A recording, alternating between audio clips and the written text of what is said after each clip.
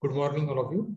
So today's lecture is nothing but a continuation of our previous lecture, that is spinal reflexes. In the last lecture, we have seen what is meant by reflex, what are the components of reflex arc, what are the classification of the reflexes, properties of reflexes, and what are the stretch reflex. So we are in the stretch reflex, that means at the spinal cord level, the reflexes are stretch reflex, Golgi turn reflex, and the withdrawal reflex. We have also started with the stretch reflex. We have seen what is meant by stretch reflex, what are the components of the stretch reflex, what is the muscle reflex arc, what is the cutaneous reflex. So in the last lecture, we have also seen this diagram.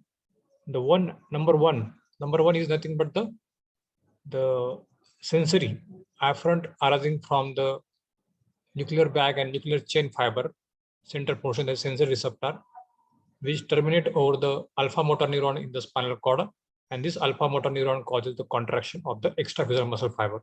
This is called as stretch reflex. Okay, afferent from nuclear bag and nuclear chain fiber, efferent via alpha motor neuron to the extraphyseal muscle fiber. This is called as stretch reflex. Then we have also seen the number 3, that is the gamma motor neuron, which causes the contraction of intraphyseal muscle fiber. You know the components of the peripheral components of the nuclear bag and nuclear chain fiber is called as striated or contracted pole. Okay, so this is, and this gamma motor neuron is under control of central nervous system, either inhibitory or excitatory control. So this is about the stretch reflex. The last lecture we have seen again same thing with different diagram. Group 1A and group 2, nuclear bag and nuclear chain fiber causes the activation of alpha motor neuron, which causes the contraction of the extraphyseal muscle fiber. Okay, while gamma motor neuron causes the partial state of contraction of the muscle, it is a muscle tone. Group 1B is from the, it detects the muscle tension via the Golgi, from the Golgi tendon organ, and depending on that, it will prevent the muscle injury. Whether there is increase in the muscle tone, it will cause the relaxation of the muscle by activating the inhibitory fibers. Okay, that is called as group 1B. So let's start today's lecture of the remaining half of the stretch reflex. What are the higher control of stretch reflex? First is control of afferent group 1A fiber discharge. Second is control of gamma afferent. Then third is control of alpha motor neuron. So control of group 1A is by the presynaptic modulation of sensory input. So what are the fiber sensory input arising from the group 1A, that is the center portion of the nuclear bag and nuclear chain fiber? This is, it can change the, or it can control the stretch reflex by causing the presynaptic modulation. Okay. The second is control of gamma efferent discharge. Now there are in the central nervous system, there are some excitatory center which causes the excitation of gamma motor, that means which causes the increase the discharge of the gamma motor neuron, that is called as facilitatory reticular formation. You know that the reticular activation substance is present in the midbrain, pons, and medulla. So out of that, the fibers which excite the gamma motor neuron discharge, that is called as facilitatory reticular formation, while the fibers which decrease the reticular formation discharge, which gamma motor neuron discharge, that is called as inhibitory reticular formation. Okay. So what are the centers present in the central nervous system which causes the excitatory or inhibitory? That is called as cerebral motor cortex and the cerebellum, which causes inhibit the stretch reflex by stimulating the inhibitory reticular formation. I will show the diagram so that you can understand what is meant by excitatory and what is by inhibitory control of the stretch reflex or gamma motor neuron. Other factors which can affect the stretch reflex is anxiety, that is gamma motor neuron discharge, is anxiety, stimulation of the skin by noxious stimulus, and Gentrix maneuver. I will demonstrate the Gentrix maneuver in the practical of motor system. It is nothing but we have to either clench the teeth tightly, or you can interlock the finger and pull it. That is called a Gentrix maneuver, so that there is an increase in the gamma motor neuron discharge. Now see this flow chart, which tell you about the how the muscle tone is maintained by the excitatory and inhibitory centers present in the midbrain, pons, and medulla. So you can see that this is a muscle spindle. So what are the afferent, that is group 1A and group 2 fiber, same causes the excitation of alpha motor neuron discharge, and which in turn causes the contraction of the muscle. This is about stress reflex. Now, what about the gamma motor neuron? What is the control of higher central? Now, there are two centers, as you know, that the medullary reticular formation inhibitory area. That means the reticular formation substance which is present in the medulla, which causes the inhibition of gamma motor neuron discharge. Okay. While the center which present in the pons, that is called as pontine reticular formation facilitatory area, which causes the excitation. That means it will cause increase the gamma motor neuron discharge. And what is the role of gamma motor neuron discharge? Which causes the contraction of intraphyseal muscle fiber. Okay, which will give rise to the partial and sustained state of muscle contraction. That is called as muscle tone. Okay, so this gamma motor neuron discharge is continuously send excitatory signal to the muscle. Why? Because this pontine reticular formation causes continuous activation of the gamma motor neuron discharge. Okay, so that's why, and this gamma motor neuron discharge is under inhibitory control of medullary reticular formation inhibitory area. And what are the centers present in the brain which will activate this medullary reticular formation inhibitory area?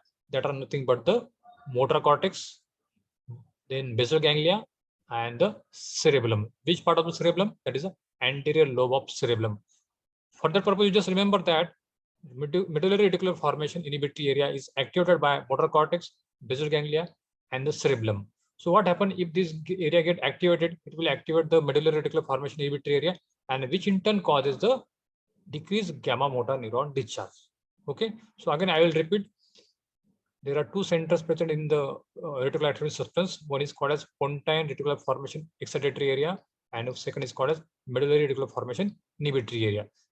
These both, which causes the excitatory of gamma motor discharge, and the second medulla causes the inhibition of the gamma motor neuron. So whenever there is a increase in the medullary reticular formation inhibitory area discharge, that means there is a relaxation of the muscles. Muscle tone becomes less. Okay.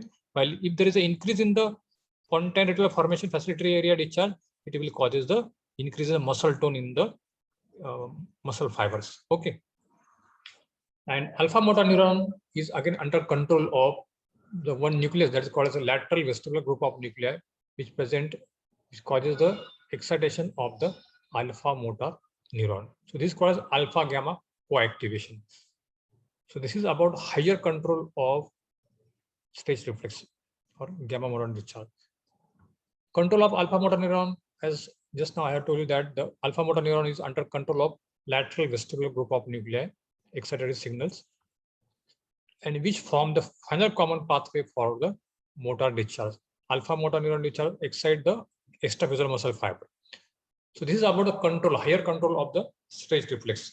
What are the functions of the stage reflex? One is maintaining of the muscle tone, second is posture, and the control of voluntary movements. Now, how these functions is helpful for maintaining the posture and muscle tone and equilibrium. Let us see the role in maintaining the muscle tone. Now, how it causes the maintaining the muscle tone? Because as you know that in the pons, the area which is present is called as reticular formation excitatory area or facilitatory area, which causes continuous activation of gamma motor neuron. Okay, and because of that, it will cause a contraction of intraphyseal muscle fibers, and which will give rise to the muscle tone. Okay, while this area this area is under control of cerebellum and the cortex, which will cause the excitation of inhibitory the area which is present in the medulla. Now, how this helpful for the posture, maintaining the posture? Because the static components, you know that static components which is present in the nuclear chain fiber, this static components is helpful for causing the contraction of the anti-gravity muscles. Okay, and this is because of anti-gravity muscles that is present in the extensor muscles present in the lower limb, flexors muscles present in the upper limb. So mainly the quadriceps muscles, the extensor group of muscle present in the lower limb, is helpful for maintaining the posture. Okay, then role in controlling the voluntary movements. The group 1A fiber, along with the excitatory input in addition to that coming from the higher center. Okay, so group 1A activity, fibrous activity, and the excitatory input coming from the higher center is helpful for mainly the cerebellum and the cortex, is helpful for to maintaining the voluntary movements. Okay. And that's why if there is a damage to the cerebellum, it will lead to the involuntary movements. So this is about the functions of stress reflex, maintaining the muscle tone, posture, and third one is voluntary movements. Now, what happens if there is a damage to the stress reflex? Either there is a decreased discharge or there is a hypoactive stress reflex because of destruction of the sensory or motor nerve ending of the muscle. That means there is no afferent, no efferent. That means there is no contraction of the muscles. The muscle becomes hypotonic. Stimulation of inhibitory area, which is present in the medulla. Okay, in medullary reticular formation, inhibitory area. So if there is an increased excitation signal from the cerebellum and the cortex, which in turn causes the inhibition of the muscle tone, muscle fibers, which will lead to the hypotonia. Third one is inhibition of the facilitatory area. That means there is no excitatory signal from the pons. Okay, the facilitatory area present in the pons. Fourth one is hypothyroidism. So in these are the four causes of hypotonia. That means there is a hypoactive stress reflex. Then increase the stress reflex you can see in case of upper motor neuron lesion. Upper motor neuron lesion is nothing but there are two types of lesion: upper motor neuron lesion and the lower motor neuron lesion. Lower motor neuron lesion, lower motor neuron start from the anterior horn cells to the effector organ, while the upper motor neuron start from the nuclei present in the brain to the up to the anterior horn cells. So whenever there is a damage from the brain up to the anterior horn cells, in between them, that is called as upper motor neuron lesion. And in this case, there is a increase in the stress, that is called as hypertonia. So this is about the stress reflex. Now, second reflex is diasynaptic reflex, also called as inverse stress reflex or Golgi tendon reflex. So this is very important stress reflex, Golgi tendon reflex. It is prevent the tearing of the muscle. Now, how you can see that in this diagram, group 1B fiber. Group 1B fiber arising from the Golgi tendon organ send the information about the muscle tension. So during the contraction of the muscle, there is an increase in the muscle tension. So when there is an increase in the muscle tension, this group 1B fiber send the afferent in the spinal cord, which in turn causes the activation of inhibitory interneuron. Okay, and this inhibitory interneuron in turn causes the relaxation of the muscle, so that there is a no tension in the muscle. So by doing this, it will prevent the muscle tear. Okay, so if there is if this mechanism is not there in our body, there is a continuous tension in the muscle during contraction, and there is a rupture or tear in the muscle take place. So this mechanism is very helpful for prevent the tearing of the muscle during the muscle contraction. That is called as inverse stress reflex or the Golgi tendon reflex. Again, same group 1B fiber activate the inhibitory interneuron, which causes the inhibition of the this gamma motor neuron, which causes the relaxation of the extraphyseal muscle fiber. Okay. Third one is polysynaptic reflex. More than one synapse is there in between the afferent and efferent. That is called as polysynaptic reflex. Most common example is withdrawal reflex. Now also called as flexor reflex. It is a cutaneous reflex because the receptors are present in the skin. A painful stimulus causes the limb to automatically withdraw from the stimulus. Okay, for example, if you have a pinprick, or if you have a hot stimulus, like a hot temperature stimulus, at that time there is a contraction of the flexor groups of muscle and relaxation of the extensor group of muscle. So, for example, whenever if you are having particular painful stimulus, either temperature or a painful pinprick stimulus, at that time there's a sudden withdrawal of your hand. So that is called as withdrawal reflex. Okay, and this is, you can see that again there is a number of synapses is there between the afferent and efferent, and that's why it is called as polysynaptic reflex. So which fiber carry this sensation? That is A delta fiber and the C fiber, that is pain fiber. In some cases, if the pain stimulus is very painful, at that time simultaneously there is a extension of opposite limb. And why it happened?